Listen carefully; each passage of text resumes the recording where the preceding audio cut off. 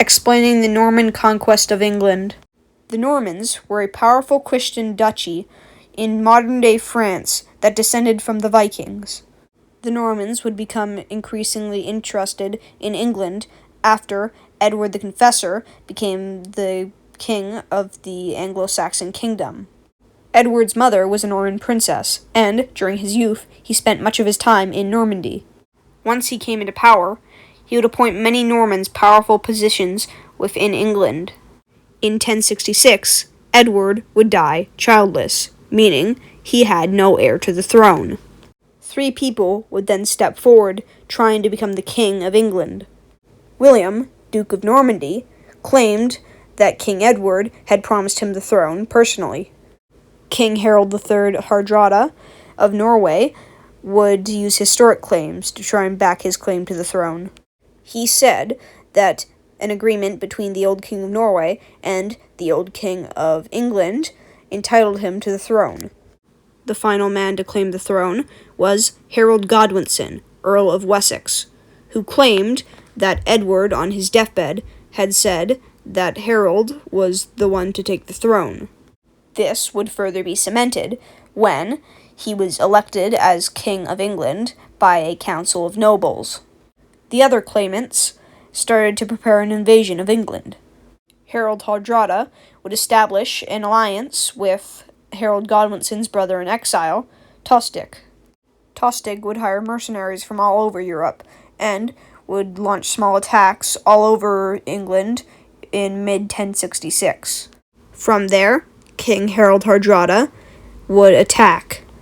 In September, he would come to England with 15,000 troops, meet up with Tostig's army, and together they would take York.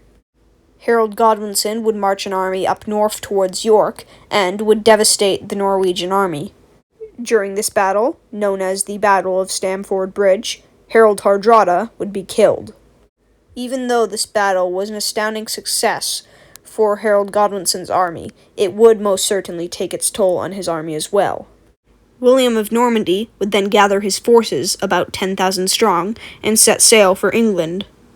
In late September, they arrive in southern England and establish a castle in Hastings. While the Normans were now in Hastings and invading England, Harold Godwinson was still in York, which was on the complete other side of England.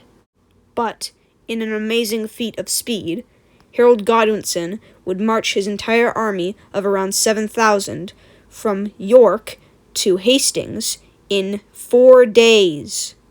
On the 14th of October, 1066, Harold Godwinson would meet William of Normandy at Hastings during the Battle of Hastings, 1066, one of the most famous battles in all of history.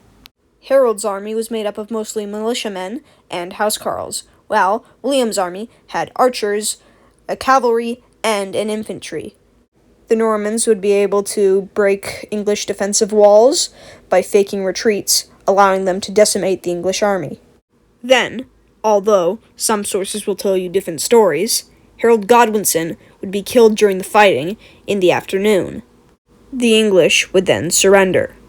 Back in London, however, Edgar the Atheling King was elected by the Council of Nobles as the new King of England. William would then move his army into London on Christmas of 1066 and crown himself King of England. He would then try to set up his control over all of England by replacing the English aristocracy with Normans and building many castles. Rebellions would start all over the country, from Dover all the way to the border of Scotland. The biggest of these rebellions was in Northumbria, wherein the exiled king and uncrowned one, Edgar, would return from exile and become the figurehead of this uprising. He would form an alliance with King Sweyn II of Denmark, and together they would take York.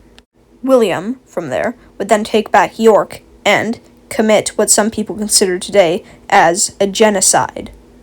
The harrying of the North saw thousands killed indiscriminately, food stocks pillaged, and the land salted. Thousands of Englishmen would then flee to the Byzantine Empire and join the elite bodyguard of the emperor, the Varangian Guard.